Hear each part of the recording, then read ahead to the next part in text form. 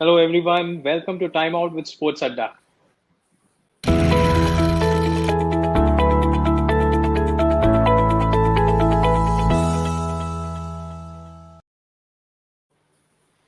Hello Arun, did you see Stuart Broad's tweet yesterday where he asked Jimmy Anderson if this one day kid is still the same one? Of how time has changed, huh? Cricket is completely in a different space, difficult space. So much has happened, hasn't it, in the lead up to this? First of all, we're here to talk about England v Pakistan. And so much has happened in the last 24 hours, the last 48 hours. I mean, never before, I think, in the history of cricket has a complete team had to be changed. Absolutely. They were very close to situations where a team was like feuding with the board association. There were contractual issues, etc. on tour. If you remember, West Indies had once West Indies. left the series and from India and they had gone back home. So we've had issues like that, but this is an unprecedented happening where a team has suddenly had to change all their key players 1 or 2 days before the series, international series. Again, they are playing the ODIs now, but that is a qualification for the next World Cup. If you that's how these matches are going to be scheduled. Uh, I mean, for Ben Stokes, it's a comeback as captain for the England team. It's a big moment for him. But how do you think they'll cope up with this, Arun? I don't know. It's all happened in a hurry, a bit of a hurry, Akhil. Hmm. Like there's been while there's a rush, we can sense the rush. I think we've got to give credit to Ashley Giles, Chris Silverwood, Yeah. and all the folks in the ECB for the way they've kind of put together this new team. Before we look at the team itself, let's relive those events, or let's kind of recap those events.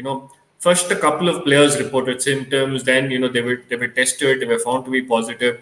Then the entire team was tested. There were five other individuals who were part of the team who tested positive. And because they were all considered close contacts, the entire team, and now this is just not the players, all the players, it could be 16, 18 players, and equal number of support staff have had to be quarantined. It's mind-boggling that in this day and age, despite all the precautions, despite being in a bio bubble, this could happen.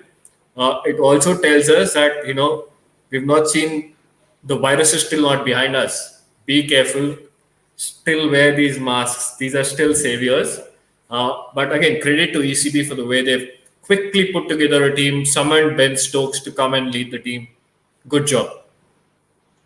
I am still amazed, Arun, that while the players have now they have contracted the virus. There are still going to be crowds in the England versus Pakistan game. Full crowds. There are going to be people sitting in the stands, cheering, and I don't think their mask wearing is compulsory now in UK after a particular date. So I am just amazed how the situation is playing out. I'm just finding it difficult to comprehend that you don't have your top team playing on the field, but there are people sitting in the venue without masks. There is a big tournament, football tournament happening in the country where 60,000 people are expected again to come in without masks. So it's a little difficult for me to digest sitting here in Bombay and looking at the situation around us. I mean, it's a little difficult to digest. Do you think it will affect Pakistan's plans, though? I've been thinking about how Pakistan team will be preparing for this. For them, they've come out of a tough PSL, difficult heat, playing the heat there, very competitive league. Now they've come back to UK. The weather is totally different. They've had their issues with the coach leaving them in before the series started. That's normal for them, I guess. But I mean, how do you think Pakistan will be coping with that? To answer your question in the simplest possible way, Stuart Broad again put out a tweet yesterday. You've got to The feel for the analyst. Pakistan video analyst. Yeah. He spoke about, how much hard work that guy would have put into, find out Joe Root's weaknesses or, On Morgan's weaknesses and, where does David Willey get his wickets and all of that. And all of that information, intelligence is suddenly gone down the drain. So, they've all been stumped. The players, coaches, support staff, everybody's been stumped. But Pakistan will still feel they'll do okay. I've always believed, I've not always believed, but I strongly believe that Pakistan will do okay in this particular series because Look, India are a sellout anywhere in the world, but in England, after India, if you want crowd support, expect Pakistan. They will have crowds Yeah, backing them. They've been there. They've had a few games, practice games between themselves. They had net session. I think they'll fare well. It's come to their advantage now that England are fielding a second string team. I don't know if Arjuna Ranatunga will call this England A or England B. We'll talk yeah. about it. Yeah, I mean, I had a thought about that, Arun. Incidentally, if I think this England team would have had a good contest against the Sri Lankan team, which had turned up recently in England. I mean, that would have been a fair contest, because then they would Fair have been contest. like matching. Yeah, but yeah, I mean, how England and Pakistan? Let's have a look at where they stand in the points table, ICC points table. England are obviously the defending champions, World Cup defending champions, These right? these So these numbers are not reflective of current form, Akhil. I'm yeah, disappointed. I mentioned this a few days ago that I'm disappointed that England at third, but these are not also reflective of current form. If we let's lose this for a second and look at what these two teams have done since that World Cup, right? yeah, England's they may have beaten a really poor Sri Lankan team, but look at what yeah, England have done post that World Cup 2019. As defending champions, they won seven and lost six of their 15 games. Pakistan, now we're not talking about which opponent what, but of the yeah, yeah. eight ODIs they played, they won six. So Hmm. Pakistan definitely on recent form, recent results, have won more than England. As England, you as defending champions, you wanted England to win more, assert their superiority in the world game, but that's not happened.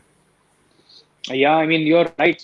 These are some stats which are not really reflective of how the standings are. England have not played their top white ball team for a while. I think they've been chopping and changing a lot of players. They've had a tough tour to India. I mean, that coming to India and playing white ball cricket, ODI cricket is probably the toughest thing in world cricket right now. So they've had a tough series. Not so much for Pakistan. So you're right. The stats and numbers are misleading. Only have to keep considering them, Arun, because qualification for the World Cup is going to be depending on that. So that's why these ODI tournaments are important, and I'm sure England will also want to look and plan ahead, isn't it? To 2023 is almost 2 years away now. Plus, we don't know if Ian Morgan will stay the captain then or not. His form has been a little patchy, going up and down last 1 year or so. So they might also want to plan going ahead, looking at the way they planned for the 2019 World Cup in the past. So I'm sure they are also thinking various combinations. They are, and again, this is their opportunity to get an eye into what kind of bench strength we have. I mean, they Yeah, know their bench strength. The first level of bench strength they know. There are players who they first 11, first 12, first 13, but in the Sri Lanka series, we saw Archer not available, Stokes not available.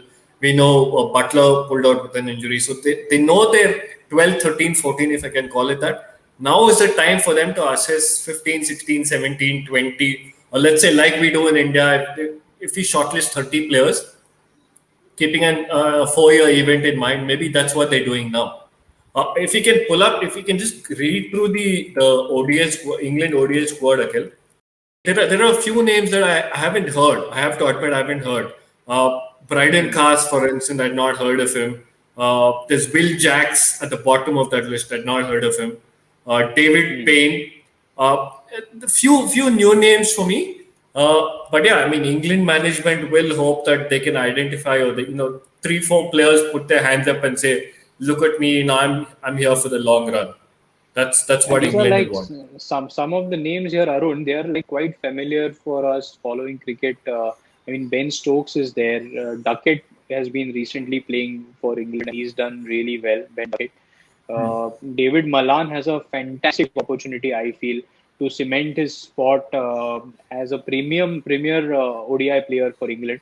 While no doubt about his T20 credentials, he's not really got a fair run in the ODI squad. So for David Malan, if he gets to bat at number three or open the innings, I think it's a great chance for him. The quick bowlers who have come in, they've been waiting for a chance because the quick bowling for England has been really good. So it's a great opportunity. I feel bad for Moeen Ali. We've spoken about Moeen Ali during our shows. We've always liked what he does for them in the white ball cricket. He didn't really get too many chances in the Sri Lanka series. So I was looking forward to Moeen Ali getting a chance to bowl and bat. I mean, he's one guy who deserves to get some match play. So I'm going to miss him and Chris Wokes. These two players I'm definitely going to miss. Uh, yeah, Imagine the plight of George Garton and Tom Banton. Uh, they have not made their England debuts yet. They're part of the squad, and they can't yeah, play. They can't get that first England ODI cap. Really unfortunate for those two players. I really mean, unfortunate. yeah, Yes. What yeah. about the Uh, Pakistan squad? Should we look at the Before that, Pakistan team? Akhil, before the Pakistan squad, I just want to throw out one number at you. Looking through the England squad that we spoke about, Ben Stokes is 98 ODI caps, right? The next most, if I look through that list, is Jake Ball, who's played 18 ODIs, and nobody else more than 18 ODIs. So there's inexperience that kind of hits you hard. And a lot of them have not played one day 50 over cricket since May of 2019. So it's going to be a huge challenge for England, and we'll see how they cope up with this. When the going gets tough is when Yeah. talented and good players put their hands up. This is their chance. Yeah, and it's a good Pakistan side that they will be playing against because it's not like they have come off a big layoff. They've been playing white ball cricket. Most of the players in the ODI team have been playing the PSL. So they've been into the game. It's not like they're coming off a big break.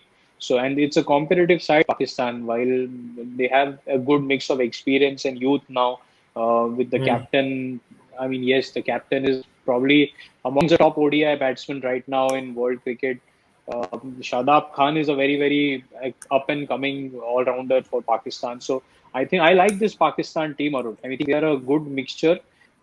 If they don't have fights among themselves, if they allow, if they keep themselves calm, I think they have a very good chance to win both the T20 and the ODI series. I am most Hmm. excited to see Usman Qadir play in England.